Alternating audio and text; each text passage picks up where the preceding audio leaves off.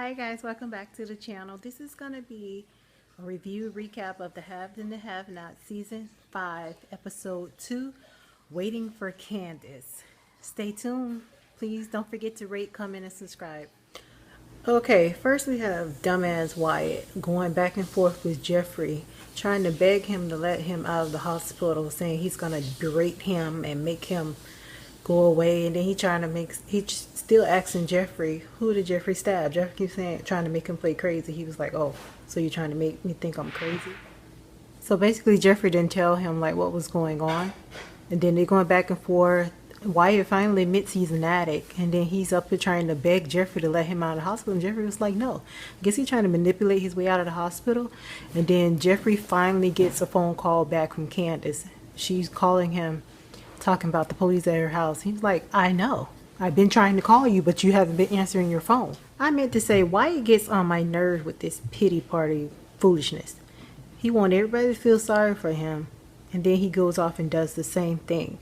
And he knows Jeffrey's in love with him, so he pulls Jeffrey's strings, and Jeffrey falls for it. But to my surprise, he didn't fall for it this time. So Candace and Jeffrey finally talks, and she basically think he was tapping the phone, and he was trying to say, I would have thought the same thing, because he up there suggesting that she the one killed him, and she the one stabbed him. She was hung up the phone with the quickness. And he called back, was like, did you hang up on me? And she was like, yeah. And she was like, why did you hang up? And he was like, cuz you said I killed him. And she was like, no, we killed him. She was like, okay, that's better.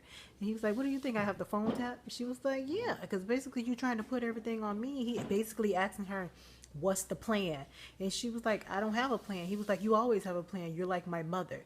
And then she was asking him, was the cop Justin a person that was died before he comes out as gay? And Jeffrey was like, yeah. So she was like, okay, then we can use that to our advantage. And that's basically how that conversation ended. So little Quincy is back. He's in the kitchen washing dishes with slave Hannah. And she dries his hand. He goes on upstairs. She says she's going to come down. She's going to talk to Benny. Her and Benny is going back and forth. And Benny basically set her straight to what I've been saying since season 1.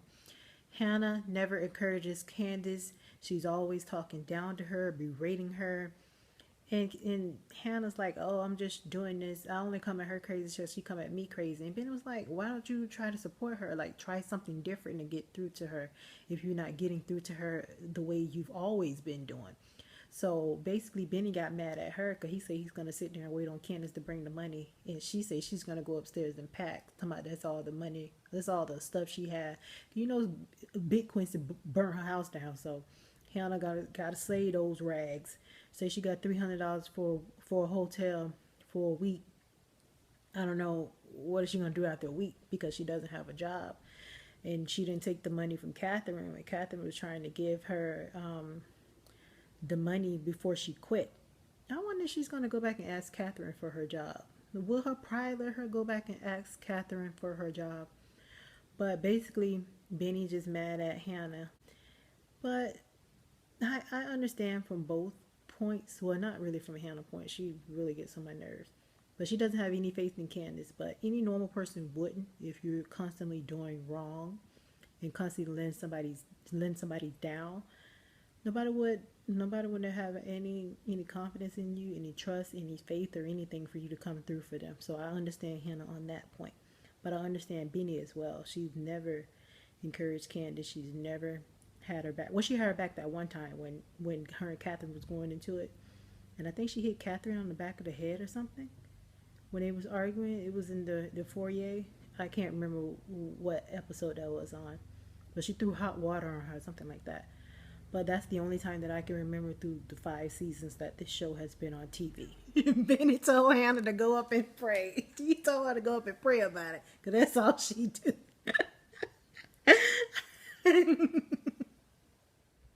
Now we have Erica and David on their date, or whatever it is. And she basically tell him that he seems preoccupied on their date, and that he's a little rusty and he needs help. She basically asked him to tell him about, was it Veronica, was it his ex-wife? And she basically asked him to tell him about it. He was like, no, no, no. So he finally ended up saying that they met in college, they built this financial background together. And until it all came crumbling apart, he didn't spill his guts to her. And she was like, I'm the perfect person because I don't know either. I don't know her and I don't know you that well either, so I can't be biased. And she was like, well, who had the affair? He started laughing. He was like, why would you think it's an affair? And she was like, because you don't look like you need money, so it had to be an affair. But I don't remember him. He was like, it's much more complicated than that because he didn't spill the guts. He didn't spill the beans for that either. So basically, she was like, he was telling her she's really, really mature for her age, and he keeps saying that he's too old for her.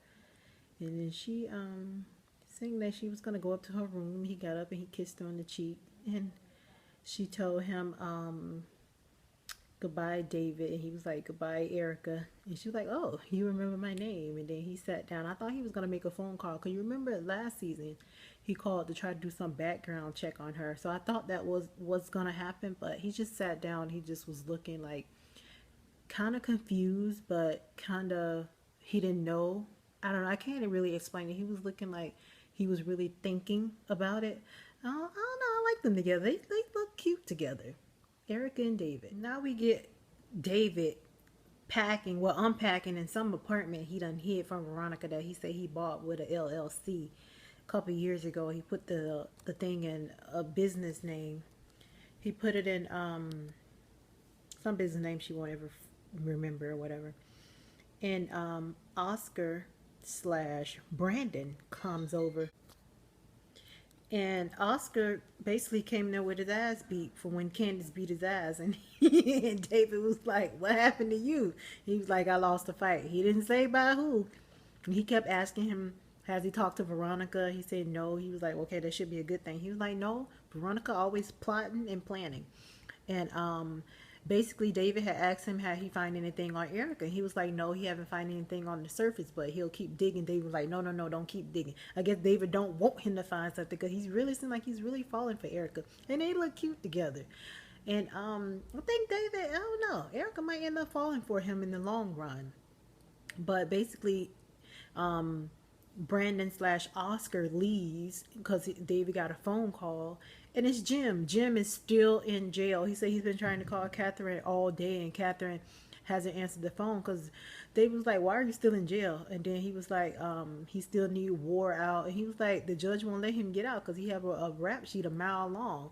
And David was like, well, I need him out. Okay, just because you need him out doesn't mean that the other judges are going to let him out, especially with drug charges for that much. So now we over at the tow yard, and this auditor man comes up counting cars, and Mitch was like, what are you doing? And he was like, I've been sent by the government, what he said, the department or something, to count cars. And he was like, okay. And he was like, are you Mr. Young? Mitch was like, no. And he was like, well, I'm not legal. What he said, I'm not authorized to say or something like that. And Mitch was like, what are you doing? He was like, you need to call Benny Young. So he gets on the phone. He called Benny. Benny's sitting over at on the outside of the house, like on the porch, like he in the hood or something, stressed out. And basically he told Mitch what was going. He didn't really tell Mitch what was going on. He just told him that it had something to do with Candace, and he told him to get his truck out of there. Mitch was like, it's registered in my name. He was like, I know, but you need to just get your truck out of there because it has my name tag on the side of your truck, so they're gonna think it's mine. So basically the man, he went outside, told the man to move his car so he can leave. The man was like, nothing can leave this property. So he was like, what do you mean nothing can leave this property? This is registered in my name. He was like, but I have authorization that nothing can't leave this property, whether it's registered in your name or not. So Mitch told him one more time, he was like, you gonna move this car? And the man was like, no. So Mitch got in the car and rammed that little car back there.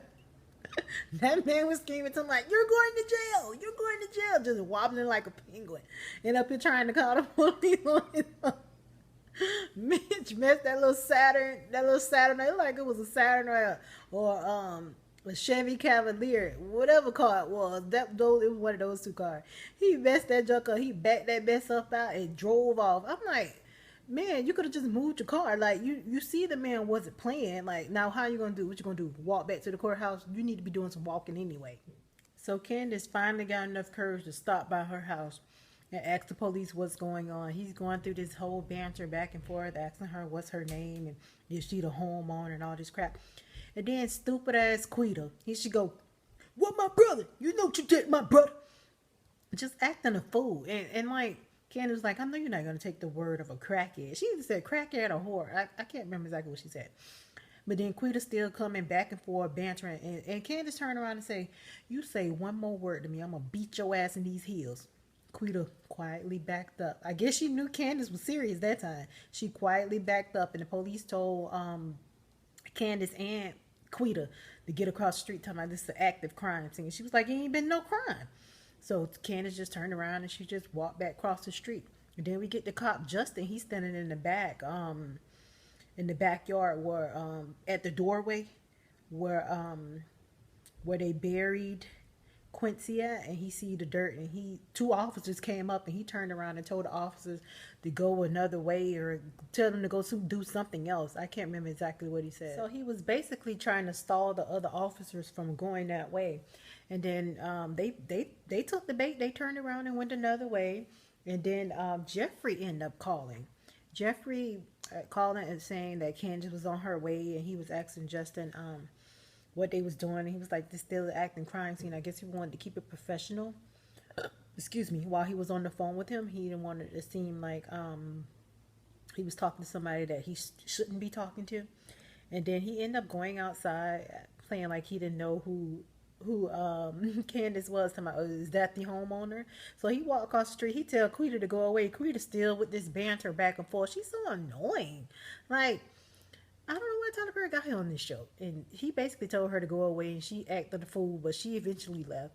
So Candace tried to play her card, saying how Jeffrey's going to blackmail him and like tell the whole police department that he sexually harassed him, and that he zipped down his pants while he was in the police car and all this crap. So Justin was like, "Okay, you can do that, but I'm all you have right now, and I'll lead him to the backyard. You know, the backyard." So basically, he's letting Candace know that he know what's in the backyard, because if you remember, Jeffrey didn't tell her that he told Justin everything. Like, he didn't tell Candace that he told Justin nothing. He told Justin everything. And Candace basically kept her mouth shut, like, because when he pulled her card, she was there looking dumbfounded. So basically, I don't know, I think she's just gonna have to roll with it and trust him on this one. So then we get Jim at the jail. Him and War still in jail. We haven't seen War in about 4 or 5 episodes since Jim been in jail. Like, they just been having his cell empty. Like, what was War?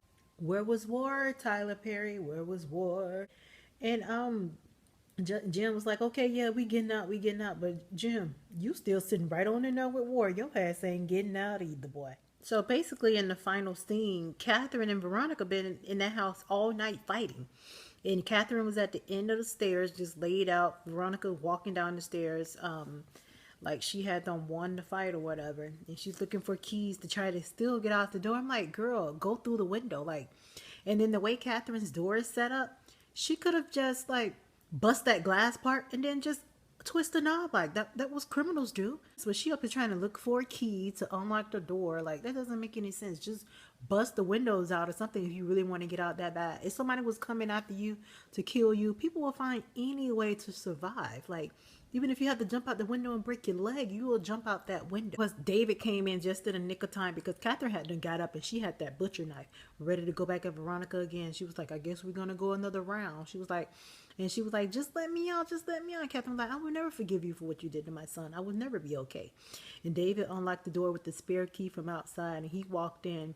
And she running towards David. "Thank you, David. Help me, David." And David just looking at her like she's crazy. And he didn't even hug her back. Like, she was hugging him. He didn't even hug her back. He just like stood there and basically like pushed her off of him. And Catherine hid the knife underneath the plant. And the DA Jennifer, she wasn't on the floor. Because you remember the last episode, she was still laying on the floor. So did they move the body? Like, where was the DA at? Because I'm quite sure David would have saw the DA if she would have still been laying on the floor. And the camera didn't pan to the DA laying on the floor. But that was the end of the episode, guys. Thanks for watching the video. Don't forget to thumbs up. Subscribe to the channel. Leave a comment down below what you think is going to happen. If you want to follow me on social media, I'm going to leave the links down below.